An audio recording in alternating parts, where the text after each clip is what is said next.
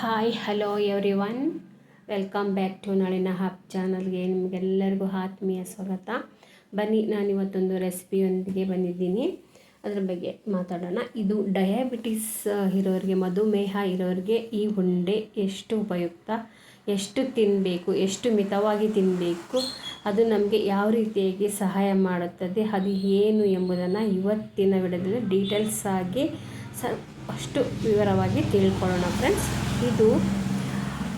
ಈ ಉಂಡೆಗಳನ್ನು ನಾವು ಡಯಾಬಿಟಿಸ್ ಅನ್ನೋರು ಆರಾಮಾಗಿ ತಿನ್ಬೋದು, ಬಟ್ ಮಿತವಾಗಿ ತಿನ್ನಬೇಕು. ಈ ಉಂಡೆಗಳು ಹಬ್ಬ ಬಂತು, ಶ್ರಾವಣ ಅಂದ ತಕ್ಷಣ ಎಲ್ಲರಿಗೂ ಮನೆಯಲ್ಲಿ ಉಂಡೆ ಕಟ್ತೀವಿ ಅಲ್ವಾ. ಆದರೆ ಡಯಾಬಿಟಿಸ್ ಇರೋರಿಗೆ ತಿನ್ನಲಿಕ್ಕೆ ತುಂಬ ಆಸೆ ಆಗುತ್ತದೆ. ಆದರೂ ಕೂಡ ಅವರು ತಿನ್ನೋ ಹಾಗಿರಲ್ಲ. ತುಂಬ ಬೆಲ್ಲ, ಸ್ವೀಟು, ಸಕ್ಕರೆ ಎಲ್ಲ ಹಾಕಿರ್ತಾರಲ್ಲ, ಸ್ವೀಟ್ಗಳನ್ನು ತಿನ್ನೋಕ್ಕಾಗಲ್ಲ. ಈ ಉಂಡೆಯನ್ನು ತಿನ್ಬೋದು. ಈ ಉಂಡೆ ಮಿಲೆಟ್ಸ್ ಅಂತ ಉಂಡೆ. ನಾನು ಎಲ್ಲ ಮಿಲೆಟ್ಸ್ಗಳನ್ನು ತೆಗೆದುಕೊಂಡು ಬಂದು ಒಂದು 5 ಮಿಲೆಟ್ಸ್ ತೊಗೊಂಬಂದಿದ್ದೀನಿ ಅಷ್ಟೇ. ನಾನು ರಾಗಿ ಹಾಕಿಲ್ಲ ಅದರಲ್ಲಿ.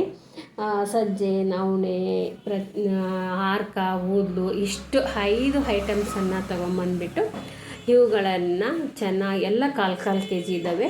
ಇವುಗಳನ್ನೆಲ್ಲ ತೊಳೆದು, ನೀರಲ್ಲಿ ತೊಳೆದು, ಅವುಗಳನ್ನೆಲ್ಲ ಬಿಸಿಲಲ್ಲಿ ಒಣ ಹಾಕಿ ಅದನ್ನು ಚೆನ್ನಾಗಿ ಸ್ವಲ್ಪ ಫ್ರೈ ಮಾಡ್ಕೊಂಡಿದ್ದೀನಿ. ನಾನು ಸ್ವಲ್ಪ ಲೈಟಾಗಿ ಫ್ರೈ ಮಾಡಿಕೊಂಡು ಅದನ್ನು ಗಿರಣಿಗೆ, ಮಿಷಿನ್ನಿಗೆ ನಾನು ಕಳಿಸಿ ಅದನ್ನು ಪೌಡರ್ ಮಾಡ್ಕೊಂಡಿದ್ದೀನಿ. ಬನ್ನಿ, ಅದು ಉಂಡೆನ ಯಾವ ರೀತಿ ಕಟ್ಟೋದು ಎಲ್ಲ ವಿವರವಾಗಿ. ಮಿಲೆಟ್ಸ್ ಉಂಡೆ. ಮಿಲೆಟ್ಸ್ ಅಂದರೆ ಗೊತ್ತಲ್ಲ ನಿಮಗೆ, ಸಿರಿಧಾನ್ಯಗಳು. ಈ ಸಿರಿಧಾನ್ಯಗಳು ನಾವು ದಿನನಿತ್ಯ ನಮ್ಮ ಜೀವನದಲ್ಲಿ ಬಳಸಿದರೆ ನಮಗೆ ಶುಗರ್ ಕಂಟ್ರೋಲ್ ಆಗುತ್ತೆ. ಆದರೆ ಫುಲ್ ಶುಗರ್ ಹೋಗಲ್ಲ, ಬಟ್ ಶುಗರ್ ಕಂಟ್ರೋಲ್ ಆಗುತ್ತೆ ಅಷ್ಟೇ. ಈ ಮಿಲೆಟ್ಸ್ ಉಂಡೆ ನಾವು ತಿನ್ಬೋದು, ಸ್ವಲ್ಪ ಆರಾಮಾಗಿ ತಿನ್ಬೋದು ಅಂತ. ಸ್ವಲ್ಪ ಬೆಲ್ಲ, ಸ್ವಲ್ಪ ಆರ್ಗ್ಯಾನಿಕ್ ಬೆಲ್ಲವನ್ನು ಸ್ವಲ್ಪ ಹಾಕ್ಕೊಂಡು ಅರೆಸಪ್ಪೆಯಲ್ಲಿ ಹುಣ್ಗಳು ತಿಂದರೆ ನಾವು, ಅವರು ಯಾರೇ ಡಯಾಬಿಟಿಸ್ ಇರೋಲ್ಲ ಅವ್ರು ತಿಂತಾ ಇರ್ತಾರಲ್ಲ, ಅವ್ರ ಜೊತೆಗೆ ನಾವು ಕೂಡ ತಿನ್ಬೋದು. ನಮಗೂ ಒಂಥರ ಖುಷಿ ಆಗುತ್ತೆ ಅಲ್ವಾ. ಪಾಪ ಡಯಾಬಿಟಿಸ್ ಇರೋರಿಗಂತೂ ತುಂಬಾ ಬೇಜಾರಾಗ್ತಾ ಇರುತ್ತೆ. ಇದು ಒಂದು ಉಂಡೆ, ಒಳ್ಳೆ ಉಂಡೆ ಅಂತ ಕೂಡ ಹೇಳ್ಬೋದು. ಈ ಮಿಲೆಟ್ಸ್ ಬಗ್ಗೆ ನಾನು ಸ್ವಲ್ಪ ನಿಮಗೆ ತಿಳಿಸ್ತಾ ಇದ್ದೀನಿ. ಮಿಲೆಟ್ಸ್ ಅಂದರೆ ಯಾವ್ಯಾವ ಇರ್ತವೆ ಅಂದರೆ, ಮಿಲೆಟ್ಸ್ ಇವು ಒಂಥರ, ಈ ಮಿಲೆಟ್ಸ್ ಉಂಡೆ ಒಂದು ವಿಶೇಷತೆ, ತುಂಬ ವಿಶೇಷವಾಗಿರ್ತವೆ. ಮಿಲೆಟ್ಸ್ ಅಂದರೆ ರಾಗಿ, ಸಜ್ಜೆ, ನವಣೆ, ಊದಲು, ಹಾರ್ಕ, ಕೊರ್ಲೆ, ಸಾಮೆ ಮುಂತಾದ ಸಿರಿಧಾನ್ಯಗಳು. ಇವುಗಳಲ್ಲಿ ಸಾಮಾನ್ಯವಾಗಿ ಆಹಾರದ ನಾರಿನಂಶ ಇರುತ್ತದೆ. ನಾನು ಒಂದು 5 ಹಾಕಿದ್ದೀನಿ. ಯಾವುದಪ್ಪ ಅಂದರೆ, ನವಣೆ ಹಾಕಿದ್ದೀನಿ, ಊದಲು ಹಾಕಿದ್ದೀನಿ, ಹಾರ್ಕ ಹಾಕಿದ್ದೀನಿ, ಕೊರ್ಲೆ ಹಾಕಿದ್ದೀನಿ, ಸಾಮೆ ಹಾಕಿದ್ದೀನಿ. 5 ಹಾಕಿ ಮಾಡಿದ್ದೀನಿ ನಾನು ಉಂಡೆಯನ್ನು. ಇದರಲ್ಲಿ ನಾರಿನಂಶ ಇರುತ್ತೆ ಅಂತ ಹೇಳ್ಬೋದು. ಇದರಲ್ಲಿ ಫೈಬರ್ ಇರುವ ಕಬ್ಬಿಣ, ಇದರಲ್ಲಿ ಫೈಬರ್ ಇರುವುದರಿಂದ ಕಬ್ಬಿಣ, ಕ್ಯಾಲ್ಸಿಯಂ, ಮೆಗ್ನೀಷಿಯಂ, ಜಿಂಕ್ ಮುಂತಾದ ಪೋಷಕಾಂಶಗಳಿವೆ ಈ ಮಿಲೆಟ್ಸಲ್ಲಿ.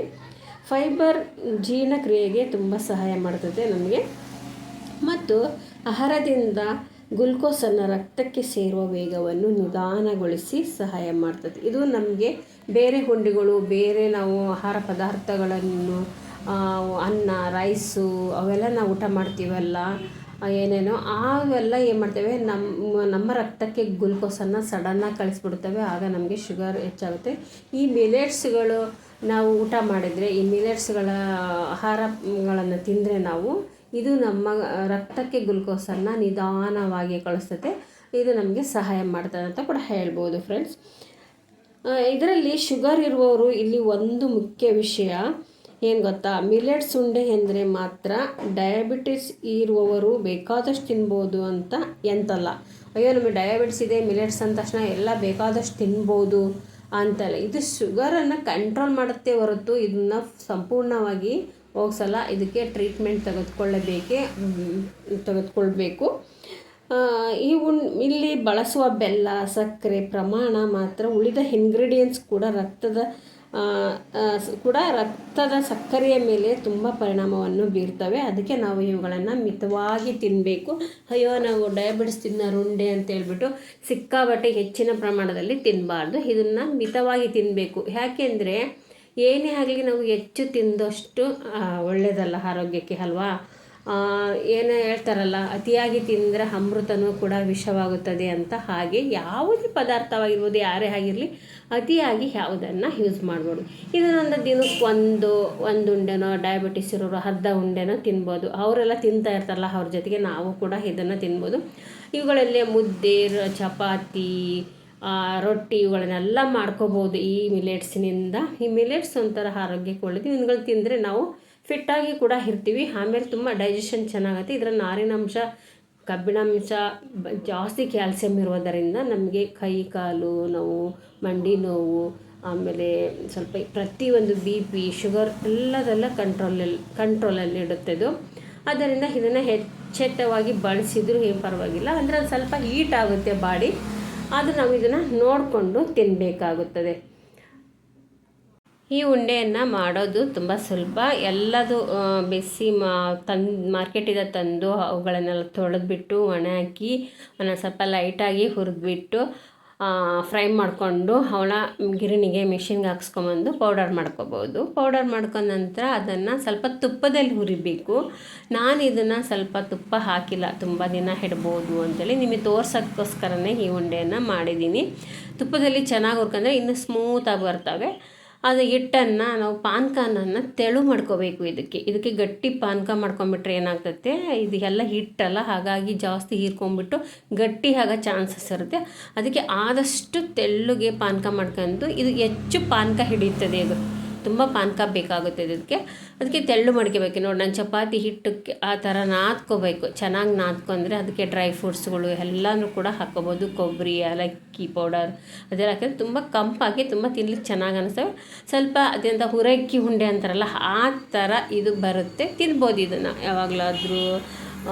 ಒಂದು 2-3 ದಿವಸಕ್ಕೆ ಒಂದೊಂದು ಉಂಡೆ ಅಥವಾ ವಾರಕ್ಕೊಂದೆರಡು ಉಂಡೆ ತಿನ್ಬೋದು, ಏನು ಪರವಾಗಿಲ್ಲ. ಅಂದರೆ ಮಿತವಾಗಿ ತಿನ್ನಬೇಕು. ಅಯ್ಯೋ ನಾವು ಇದನ್ನು ತಿಂದುಬಿಟ್ರೆ ಡಯಾಬಿಟಿಸ್ ಬರೋದೇ ಇಲ್ವಾ, ನಮಗೆ ಫುಲ್ ಡಯಾಬಿಟಿಸ್ ಹೋಗ್ಬಿಡುತ್ತೆ ಅಂತ ನೀವು ತಿಳ್ಕೊಬಿಡಿ. ಖಂಡಿತವಾಗಿ ಇಲ್ಲ. ಈ ಉಂಡೆಯಿಂದ ಅವಾಯ್ಡ್ ಮಾಡುತ್ತೆ, ಡಯಾಬಿಟಿಸನ್ನು ನಿಯಂತ್ರಣದಲ್ಲಿಡುತ್ತೆ ಅಂತ ತಿನ್ಬೋದು. ಇದಕ್ಕೆ ಸ್ವಲ್ಪ ತೆಳುವಾಗಿ ಪಾನಕ ಮಾಡ್ಕೋಬೇಕಾಗುತ್ತದೆ. ಒಂದೆಳೆ ಪಾನಕ ಅಷ್ಟೇ, ಗಟ್ಟಿ ಪಾನಕ ಮಾಡ್ಕೊಬೇಡಿ. ಯಾಕೆಂದರೆ ಉಂಡೆ ಗಟ್ಟಿ ಆಗ್ತದೆ, ತಿನ್ನಲಿಕ್ಕೆ ಆಗೋದಿಲ್ಲ. ಇದನ್ನು ಜಾಸ್ತಿ ತುಪ್ಪದಲ್ಲೇ ಜಾಸ್ತಿ ಹಾಕಿ ಮಾಡಿದರೆ ಖಂಡಿತ ತುಂಬ ಚೆನ್ನಾಗಿರುತ್ತೆ, ಸ್ಮೂತಾಗಿರುತ್ತೆ ಉಂಡೆ. ಈ ಉಂಡೆಯನ್ನು ಚಿಕ್ಕ ಚಿಕ್ಕ ಉಂಡೆ ಮಾಡ್ಕೋಬೋದು. ಆಮೇಲೆ ಇದು ಕರ್ಜಿಕಾಯಿ ಕೂಡ ಮಾಡ್ಕೋಬೋದು ಇದರಲ್ಲಿ. ಯಾಕೆಂದರೆ ಇದೆಲ್ಲ ಸೂಸ್ಲು ಮಾಡಿ ಬೆಲ್ಲ ಕುಡಿಸ್ಕೊಂಬಿಟ್ಟು ಇದರಲ್ಲಿ ಕರ್ಜಿಕಾಯಿ ನೀವು ಗಣೇಶನ ಹಬ್ಬ ಬಂತಂದರೆ ಎಲ್ಲರೂ ಕರ್ಜಿಕಾಯಿ ತಿಂತಾ ಇರ್ತಾರಲ್ವ, ಆ ಕರ್ಜಿಕಾಯಿ ನಾವು ಕೂಡ ತಿನ್ಬೋದು. ಕರ್ಜಿಕಾಯಿ ಕೂಡ ಮಾಡ್ಕೊಂಡು ತಿನ್ಬೋದು. ಇಷ್ಟು ಇದ್ರ ಮಿಲೆಟ್ಸ್ ಬಗ್ಗೆ ತುಂಬಾ ಚೆನ್ನಾಗಿದೆ.